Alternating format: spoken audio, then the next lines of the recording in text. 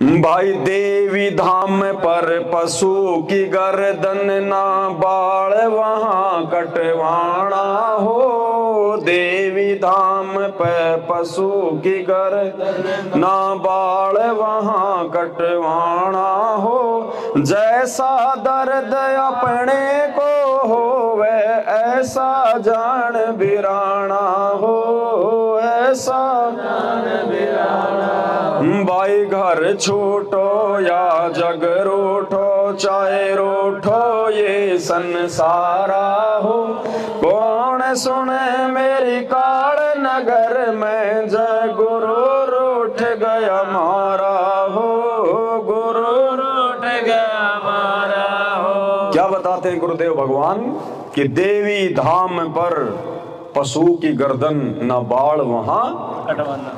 जैसे पहले इस ज्ञान के बिना देखा देखी में ये तेरे छोरा नहीं हो रहा, 10 साल हो गई, 15 साल हो गई, ये वो माता जी का मंदिर है वहां पे एक बकरा लेकर उसकी गर्दन कटवा दे, एक बकरे की बलि दे दे। अरे बताओ, दूसरे के बेटे की बलि देकर खुद बेटा चाह रही है, वो बेटा उसको क्या न्याल करेगा अगर वो भी गया तो उसकी भी काल फिर ऐसे बलि ले लेगा जवान होने के बाद, कोई एक्सीडेंट में, कहीं रोड पे, कोई बीमारी में। क्योंकि दूसरी आत्मा को दुखी करके हम कभी भी सुखी नहीं हो सकते। तो पहली बात तो हमने इन देवी धामों पे जाना ही नहीं कहीं, क्योंकि वहां तो उल्टी साधना, उल्टा ज्ञान, और हमने कोई भी ऐसा कुकर्म नहीं करना जिससे हमारे गुरुजी नाराज हो जाए। अरे वो बकरा कौन है, वो गधा कौन है, वो मुर्गा कौन है जिसको लोग काट रहे हैं, खा रहे हैं? अरे वो भी तो उसी भगवान की आत्मा है। ठीक है, जब उसको मानव शरीर था उसने भक्ति करी नहीं, जिस कारण से उसको ये योनियां मिल गई। ये योनियां तो हम भी भोग चुके असंख्यों बार, 184। परमात्मा कहते हैं कोटि जन्म तू राजा की न्या मिटी न मन की आशा। भिक्षुक होकर दर दर घूमया मिला न निर्गुण। अनंत कोटि बार हम राजा रह चुके हैं। तो सोचो, गधे कुत्ते सुअर की तो गिनती नहीं है, इतने जन्म हमने भोग लिए। तो अब हमने ऐसे किसी भी निकम्मे आदमियों के चक्करों में आके अपना कर्म धर्म नष्ट नहीं करना है। हमने तो चींटी अपने रास्ते से जा रही है तो उसको भी उंगली लगा के छेड़ना नहीं है, उसको भी दुखी नहीं करना है, इतनी सावधानी बरतनी है। परमात्मा कहते हैं तुम रास्ते से जा रहे हो, साइकिल से या पैदल, अगर वो कीड़ नंगड़ा आ गया, कीड़ियां आ रही हैं जा रही हैं, भले ही आपने 2 किलोमीटर की ओड़ खानी पड़े, घूम के आना पड़े, लेकिन आंखों देखने के बाद वो साइकिल उसके ऊपर नहीं चढ़ानी, पैर रखे नहीं जाना बिल्कुल भी, भले 2 किलोमीटर दूर घूम के आना पड़े। मजबूरी अगर है तो बड़ी सावधानी से निकलो, साइकिल को अपना उठा के निकलो। अगर देख लिया और दूसरा आपके पास अगर कोई है जुगाड़, अगर आपके पास कोई ऑप्शन है तो भले 2 किलोमीटर घूम के आना पड़े, लेकिन आपने चींटियों को नुकसान, और बिना देखे चाहे लाख मर जाओ उसमें हमारे को दोष। मालिक कहते हैं जान बूझ सांची तजे और करे झूठे से ने, जाकी संगति है प्रभु सौपन में भी। जानबूझ के अगर हम गलती करेंगे तो फिर दिक्कत होगी। मालिक कहते हैं इच्छा कर मारे नहीं, और बिना इच्छा जो है वो मर जाए, कहे कबीर उस भगत को पाप नहीं। हमने देखा नहीं और वो चींटियां मर गई या और कोई जानवर मर गए हमारे से, मान लीजिए जो धोखे से, तो उसका हमें दोष नहीं है।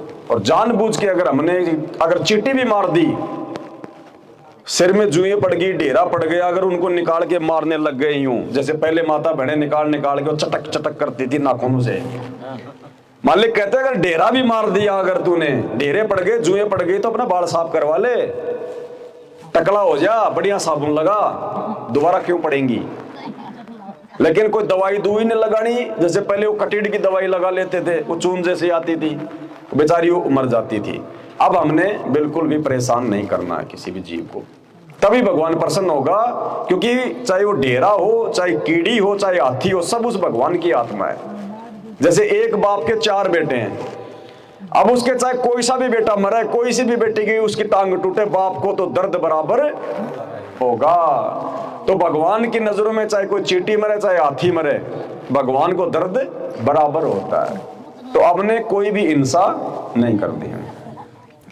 तो ना किसी देवी धाम पे जाना है, ना हमने कोई बकरा चढ़ाना, ना कोई बकरी चढ़ानी, ना कोई बलि देनी, और ना हमने उसमें सहयोग करना बिल्कुल भी। कि भाई मैं तो बकरे की बलि चढ़ाऊंगा, 500 रुपए कम पड़ गए, दे दे ना भाई। तेरे घर में दाने नहीं है तो दाने खरीद के दे दूंगा, नगद पैसे तेरे को मैं दानों के लिए भी नहीं दूंगा, और बावड़ा बकरे काटने के लिए तो मैं तेरे को एक चवन्नी नहीं देने वाला। तो इन बातों का विशेष हमने ध्यान रखना है। और बाल बूढ़ नहीं कटवाने अपन ने। जैसे पहले बच्चा 6 महीने साल भर का हो जाता था कि वो माता की इसकी जात लगेगी, गुड़गांव वाले की फलानी माता की, बाबा श्याम जी के लेके जाएंगे वहां बाल कटवाएंगे। बाबा श्याम जी की उनकी गुदड़ी बनाओगा तेरा बाड़ाएंगी, क्या मतलब बाबा श्याम जी को? कौन से शास्त्र में लिखा हुआ ये? बेचारा साल 6 महीने वो बच्चा परेशान रहता है, वहां जाके वो ना ये 2 बाल काटेगा बस, और उसके 100 रुपए ले लेगा, 200 रुपए ले लेगा। क्या मतलब है उसका? ये फालतू की परंपराएं हैं, क्या लेना देना उन बालों से उसका? समय पे अपना कटाओ, आप आराम से रहो अपना। तो अब हम गुरु की शरण में आ गए। हमारे ऊपर किसी भी देवी देवता का, भूत प्रेत का, किसी छल छलावे का, जंत्र का या मंत्र का, चाहे कोई बड़े से बड़ा शाना को भाई चाहे क्यों ना हो, कोई दुनिया का बड़े से बड़ा कोई जंत्र मंत्र करने वाला, कहते हो मुंह की खा के जाएगा। सतगुरु के भगत के आगे मुंह की खा के जाएगा। दुनिया दुखी हो सकती है, दुनिया भूत प्रेत से परेशान हो सकती है, सतगुरु का भगत एग्जाम्पल आपने देख लिया होगा, छोटा सा यहाँ कली, यानी सतगुरु के भगत के घर में इतना सा भी टिक नहीं पाएगा कोई भूत प्रेत।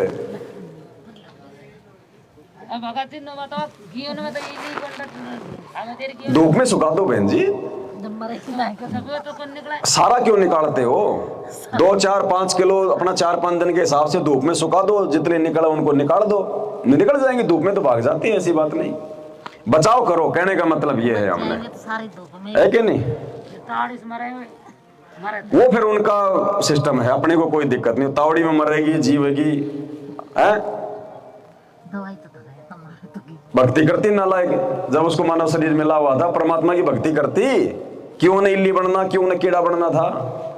अब थोड़ा बहुत तो वो भी होना, मतलब भोग तो भोगेगी, लेकिन हमने सावधानी रखनी है, कहने का मतलब ये है। अब आंखों के सामने मटके में अगर कोई कुत्ता पेशाब कर जाए तो हम नहीं पी सकते, पीछे से चाहे कितना ही मुत जाए हम पी लेंगे, है ना? तो आंखों देखा ऐसा कोई गलत काम हमने नहीं करना है, गुरुजी नाराज होंगे, वरना जानबूझ के सांचे तजने वाली बात हो जाएगी। अब देखो बच्चा 6 महीने का है, माँ की गोद में पेशाब कर दे, वो टट्टी कर दे, माँ बाप उसको मारते नहीं है, वो रोता है तो उसको शांत करते हैं, उसका टट्टी पेशाब साफ करेंगे, फिर गोद में बैठा लेंगे।